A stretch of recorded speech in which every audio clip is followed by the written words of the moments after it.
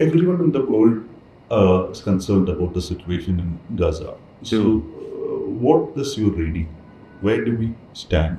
Well, WFP has been working in Gaza for many years. We were there before the war, and now during the war, we have tried to assist almost 1 million people per month. Personally, I've been there 4 times altogether. Right now, the situation is worse than we have ever seen it. And as you saw last week, the IPC, the institute that assess food insecurity, declared officially famine in Gaza. So the situation is desperate, and it's hard to find words really how difficult the situation is. Malnutrition rates among children are spiking, and we are seeing children and mothers dying in clinics for starvation. So what is clear is that we need to be able to scale up. We have enough food on the borders to assist the entire population for over 2 months. And we have the capacity, the systems, the know-how to roll it out. We proved that during the ceasefire back in February. In 42 days, we brought over 8,000 trucks into Gaza. We set up 25 bakeries. We had hundreds of kitchens. We delivered to the entire population during that period. And we were able to then turn the situation around. We can again turn the situation around, but we need to urgently be able to scale up our assistance. And obviously, what we would want to see is a ceasefire, because we think that's the only way to provide the conditions necessary to turn this disaster around. So there should be a global pressure to ease the movement of food items to Gaza. So what do you expect from India and other countries, peace-loving nations in this vision? Well, we look to all countries to really use their voice to bring this conflict to a close, to have all the hostages released, but also to have a ceasefire and to be able to turn the humanitarian catastrophe around to start off with, to save lives, to save the children and women who are now starving. But then obviously what's needed is a longer-term peace, a two-state solution, a way to rebuild and recover Gaza. That's a longer-term project, but we need to start now to build the starting blocks for that process. This is a conflict that has gone on for too long, and it's also having a destabilizing effect not only in the near region but beyond. So from your words, it's clear that the assistance should start from the next minute. So the situation is so serious. So, why there is no pressure on basically Israel that is blocking the food supply to move from the borders to Gaza? So, well, there is pressure. I think there is a broad consensus in the world what needs to be done. I think the European Union has done more over the past few weeks. And so I think there is pressure, and there is mounting pressure. But obviously, at the end of the day, there needs to be political will also in Israel in finding these solutions. So we really look to the Israeli government to take these steps. And, we are in daily engagement with the Israeli authorities, and we are operating. I mean, we are at this point maybe entering with approximately between 60 to 100 trucks per day, but that's a drop in the ocean. We're talking about 2.1 million people. This is not a normal, humanitarian situation. And to reach 2.1 million people, you need, at least 600-700 trucks per day, and you need commercial sector to be able to bring in fruit and vegetables to kind of broaden also the intake of food to really be able to turn this trajectory of famine around. Yeah. So coming to India, so what brought you to India?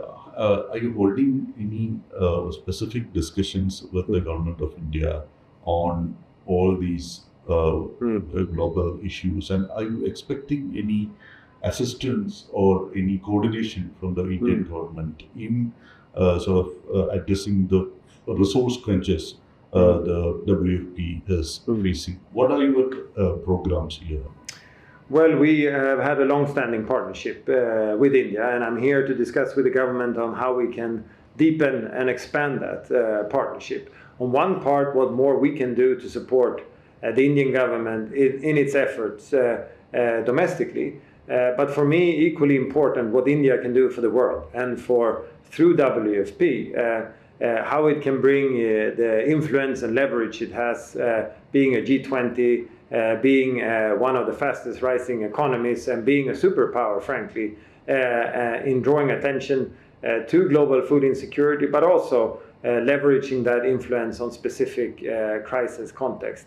How it can add its capacity and resources to the international efforts of dealing with food insecurity, but also as a source of inspiration. There are many impressive and successful initiatives that has been taken here to deal with domestic issues around malnutrition.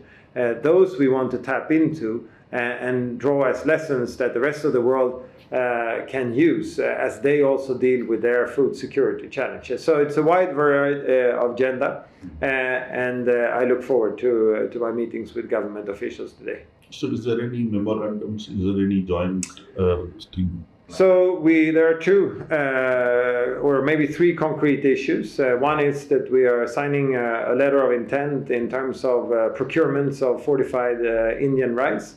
What is key for us is to have predictable, competitive priced and quick access to in-kind food, rice, wheat, and that is what the Indian government is offer. And we have now signed a letter of intent, or we are signing a letter of intent today to move forward on that partnership. A second is around discussing in what way we can draw on the expertise of India to solve problems in the world. And we're looking at different options for that. We have experience of doing that. For example, in Brazil, we have a center. Brazil have worked a lot on school meals programs over the years, and now we are using that center to share those lessons with the rest of the world in South-South triangular cooperation. We would want to develop something similar with India.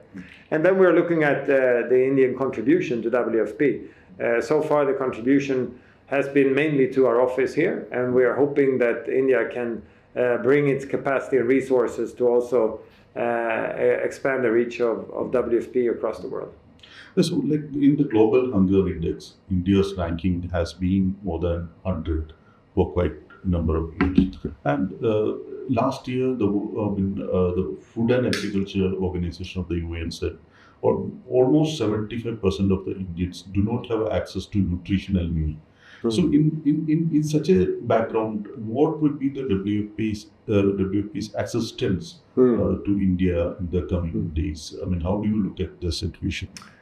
I mean, I think India has a lot of the capacities necessary to deal with those challenges, and you know, the government has a plan and a vision to do so. I think it is also inspiring, as I said, to see the trajectory of India, having gone from a country where we were assisting basically with food to a country now who has its surplus, and we are discussing on how India can help other countries. But correctly, there are still gaps and challenges that needs to be addressed. I think our role in that is to bring ideas from the rest of the world, to be able together with the government to test new things and to see if they work, to share the risk, if you will.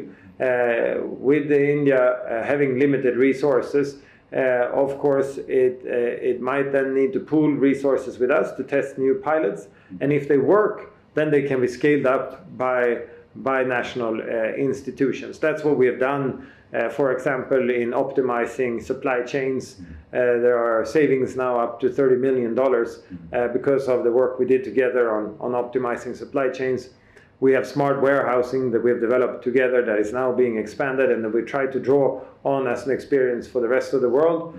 And there are other examples of where we have piloted new creative initiatives that are now being scaled up for India, but also where we want to tap into that for the rest of the world. So that's how we envisage also our program here going forward, in being that partner of cutting-edge, innovative ways of promoting food security and addressing malnutrition, so that that can then, when successful, be scaled up by the government itself.